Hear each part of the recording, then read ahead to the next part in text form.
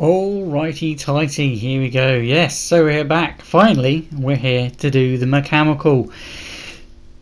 I'm not going to lie, this one here, the mechanical, did annoy me making it, and that's why I've done it off stream. The others, from this series, I did do on stream. So if you want to go and check those out, you can. Again, we're using Fimo Soft.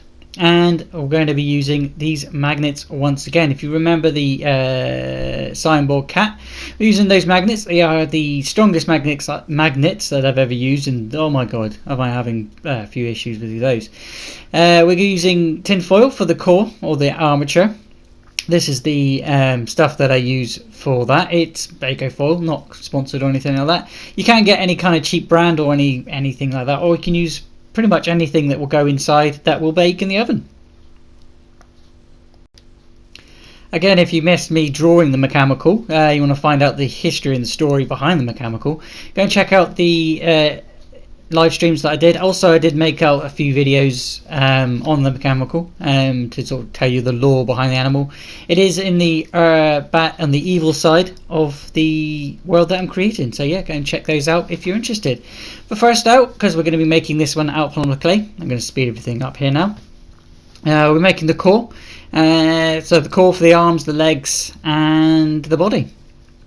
I'm going to be using tinfoil, crunk it up, get it to the shape, and just sort of keep moulding it and shaping it and sort of getting it to close to where you want it to get to. And once you've done all that, you can then start cutting out your clay. You start out with a little bit first because you never really know how much you're going to use, and you don't want to go using too much, especially on the first go around.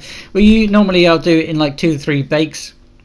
And that's broken. But roll out your clay, roll it out and get it nice and soft in the hand before you start rolling it out. Again, if you're using Fimo Soft, it is the best stuff to use if you're a beginner. But if you want to go into some more things, there are different brands out there. So go and check out on the internet and wherever your craft stores, if they're open for you at the moment.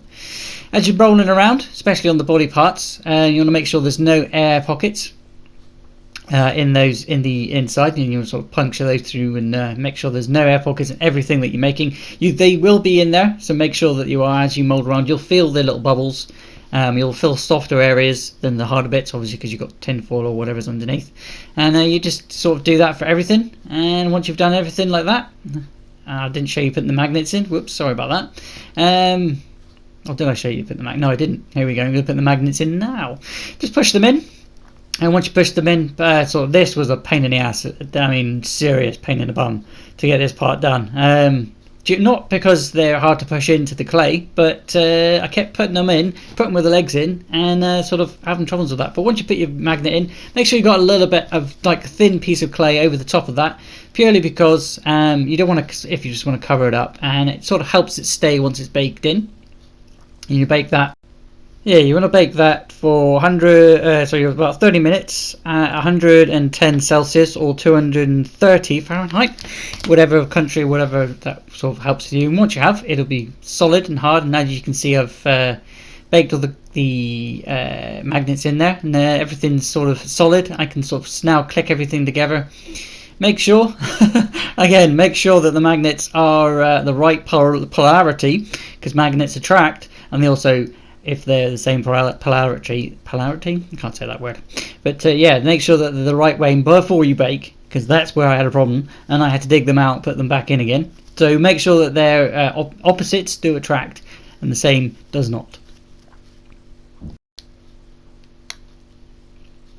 But yeah, we want to put some details on, because this mechanical is half animal, it's kind of just a made-up animal, but it's animal based with mechanics, storage and all of that. And again, you want to find out about the animal, go to the live streams or the videos, the shortened videos that I've made for them. But yeah, he's got fur, he's got a few mechanical bits on the legs, and I'm going to sort of get round to doing those. Again, warm the clay up with your hands before you do anything with it.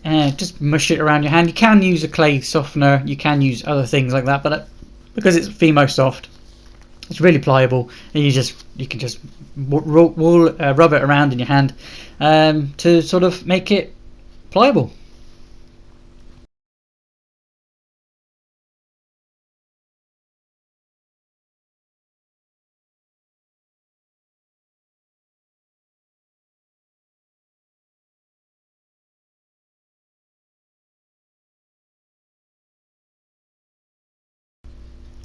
So I'm faffing at this point.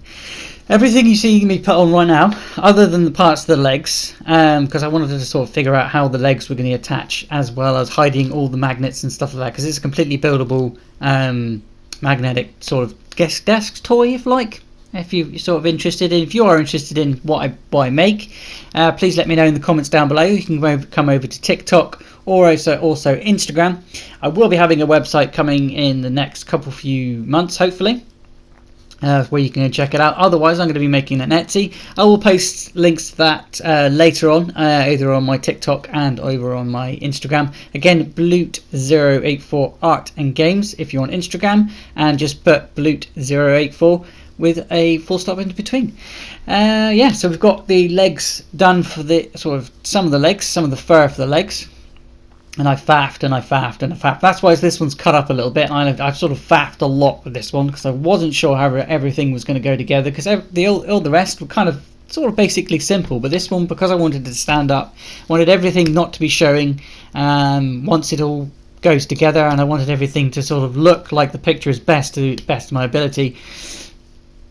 It looks sort of like it should, but you know, some parts didn't, because I tried to make it work, but I couldn't really in some points.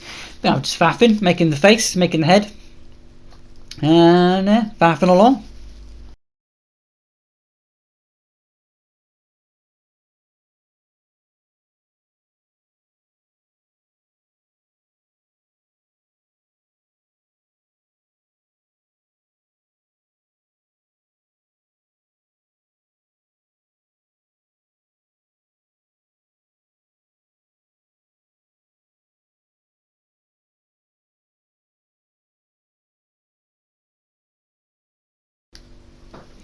That's how he looks on the side, but there we go.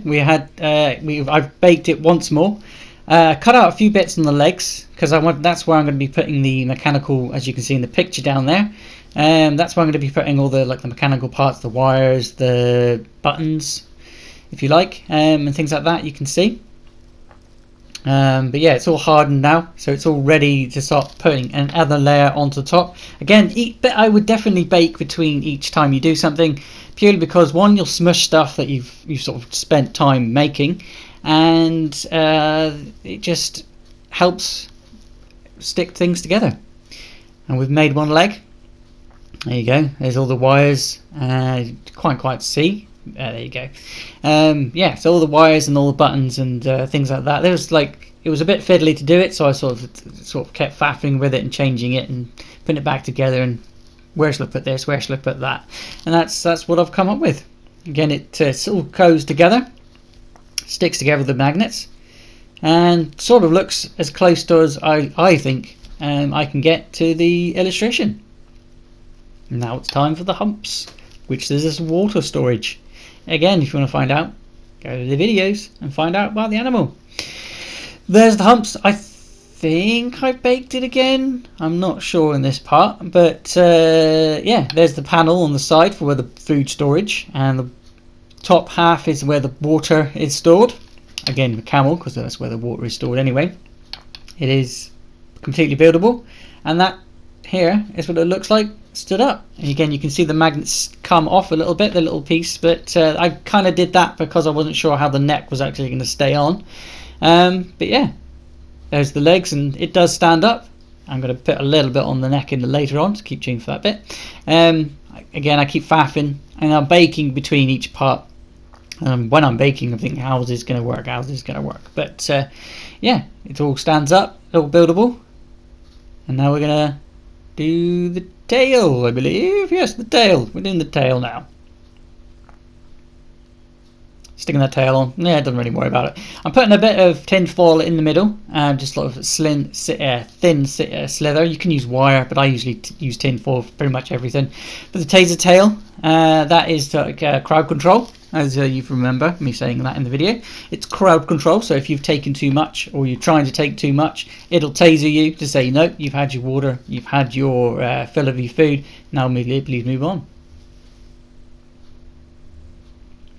And then we get down to the fur on the neck. Somebody said to me on Instagram, or was it TikTok? I can't remember, because I did show you there, that the Neck looked a little bare. I was like, yes, I know it looks bare because I haven't put the fur on yet. I was trying to figure out how I would do that without making the neck too heavy, because it's not going to be standing, it's not going to be sort of the ground, it's not going to be sort of supporting it, so it's not going to be supported by anything. So how am I going to make that support itself without making it too heavy and sort of get it to stay the best without coming off? Because the magnet will keep it there, but I was thinking, what's worrying, that the magnet wasn't going to hold it enough and that it would start drooping. I did, as you can see, sort of figure out a way and try to make it look as close to the illustration as possible. I couldn't quite get the little satellite thingies that I drew on the top of the head, so I sort of just made them look like kind of as close as I could get to them, really. Because I did have a problem with the signboard cat, where they kept coming off because I kept touching them and they kept breaking off, and I was like, right, okay, I've had enough, let's try a different way. But there you go, there's the neck and the face, and everything has come together. I put a little beard on there as well, if you can see that there. Yeah.